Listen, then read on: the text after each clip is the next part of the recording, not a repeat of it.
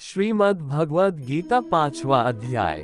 श्रीमद् भागवत गीता सार अध्याय 5वां। आगे बढ़ने से पहले अगर चैनल पर आप नए आए हो तो चैनल को सब्सक्राइब कर दो और वीडियो को लाइक कर दो। अर्जुन बोले, हे कृष्ण, आप कर्मों के संन्यास की और फिर कर्मयोग की प्रशंसा करते हैं, इसलिए इन दोनों साधनों में से जो एक मेरे लिए भली भांति निश्चित कल्याणकारक साधन हो उसको कहिए।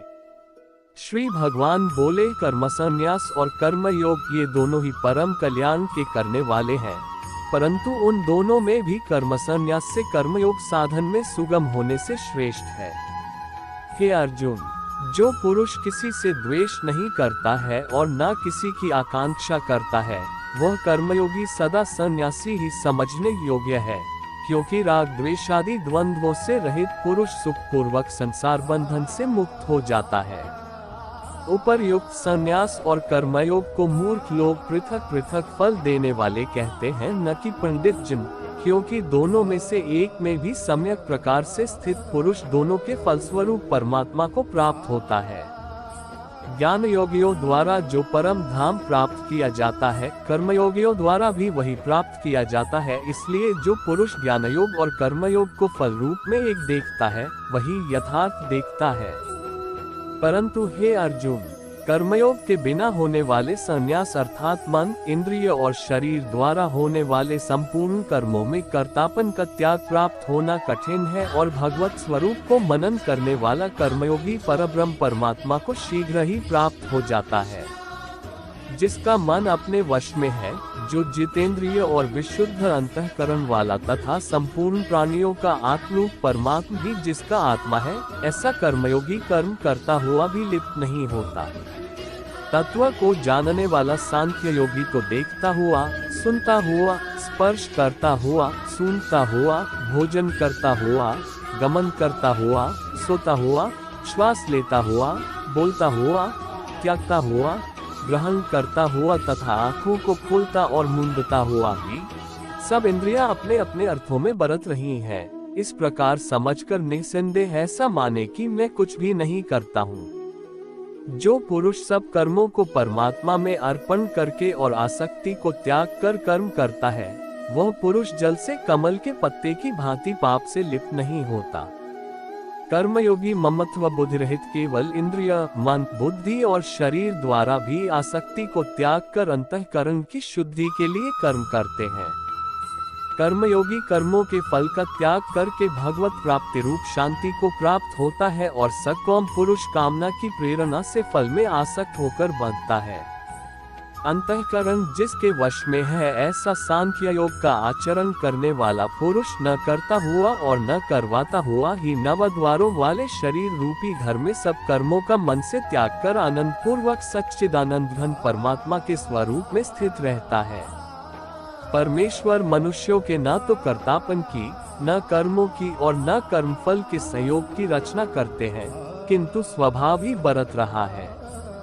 सर्वव्यापी परमेश्वर भी न किसी के पाप कर्म को और न किसी के शुभ कर्म को ही ग्रहण करता है, किंतु अज्ञान के द्वारा ज्ञान ढका हुआ है, उसी से सब अज्ञानी मनुष्य मोहित हो रहे हैं। परंतु जिनका वह ज्ञान परमात्मा के तत्व ज्ञान द्वारा नष्ट कर दिया गया है, उनका वह ज्ञान सूर्य के सदृश उस सच्चिदानंद घन परमात्मा को प्रकाशित कर देता है। जिनका मन तद्रूप हो रहा है, जिनकी बुद्धि तद्रूप हो रही है, और सच्चिदानंद घन परमात्मा में ही जिनकी निरंतर एक ही भाव से स्थिति है, ऐसे तत्परायण पुरुष ज्ञान के द्वारा पापरहित होकर अपुनरावृत्ति को अर्थात परम गति को प्राप्त होते हैं। वे ज्ञानी जन विद्या और विनय युक्त ब्राह्मण में तथा गौ, हाथी, कुत्ते और चांडाल में भी समदर्शी होते हैं। जिनका मन संभाव में स्थित है, उनके द्वारा इस जीवित अवस्था में ही संपूर्ण संसार जीत लिया गया है, क्योंकि सच्चिदानंद घन परमात्मा निर्दोष और सम है, इससे वे सच्चिदानंद घन परमात्मा में ही स्थित है। 20 जो पुरुष प्रिय को प्राप्त होकर हर्षित नहीं हो और अप्रिय को प्राप्त होकर उद्विग्न न हो, वह स्थिर बुद्धि, संशय रहित ब्रह्मवेत्ता पुरुष सच्चिदानंद घन परब्रह्म परमात्मा में एक ही भाव से नित्य स्थित है। बाहर के विषयों में आसक्ति रहित अंतःकरण वाला साधक आत्मा में स्थित जो ध्यान जनित सात्विक आनंद है उसको प्राप्त होता है।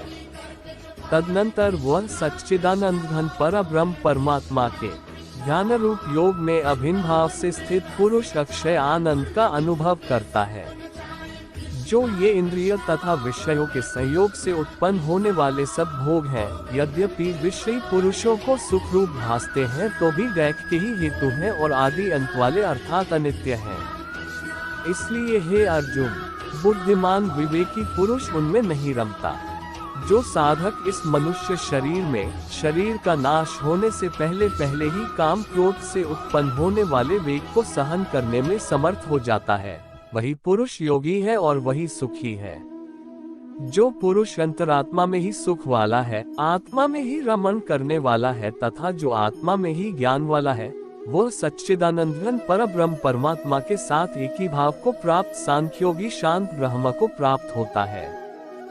जिनके सब पाप नष्ट हो गए हैं, जिनके सब संशय ज्ञान के द्वारा निवृत्त हो गए हैं, जो संपूर्ण प्राणियों के हित में रत हैं और जिनका जीता हुआ मन निश्चल भाव से परमात्मा में स्थित है, वे ब्रह्मवेता पुरुष शांत ब्रह्म को प्राप्त होते हैं।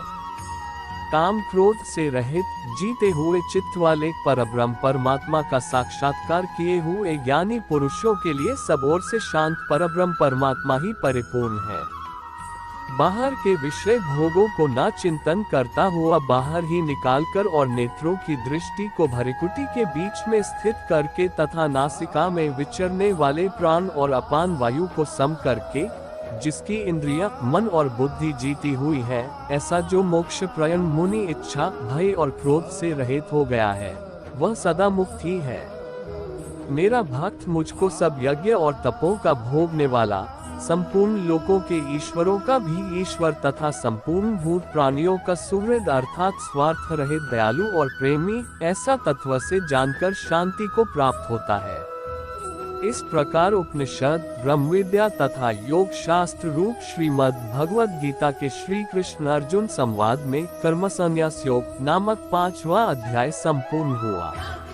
दोस्तों, अगर आप ऐसे ही गीता सार और गीता उपदेश देखना चाहते हैं तो हमारे चैनल से जुड़ जाएं और चैनल को सब्सक्राइब करिए और वीडियो को लाइक कर दो ताकि हम वीडियो डालते सबसे पहले आप तक पहुंचे।